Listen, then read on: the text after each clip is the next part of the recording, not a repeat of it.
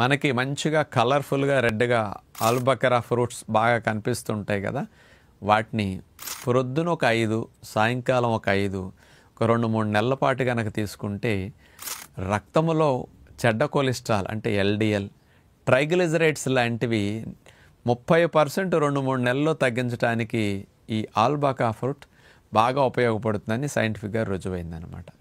ఇందులో ఉండే సార్బిటాల్, ఐసాటిన్ అనే కెమికల్ కాంపౌండ్స్ ఏం చేస్తాయి అంటే మన శరీరంలో ఫ్యాట్ మెటబాలిజంని ఇంక్రీజ్ చేసి ఈ చెడ్డ కొలెస్ట్రాల్, ట్రైగ్లిజరైడ్స్ని బాగా తగ్గించడానికి ఆల్బకరా ఫ్రూట్ బాగా ఉపయోగపడుతుందట. అందుకని ఇవి లైట్గా పులుపుగా ఉంటాయి కాబట్టి సహజంగా ఆకలి మీద కూడా కంట్రోలింగ్ పవర్ వస్తుంది.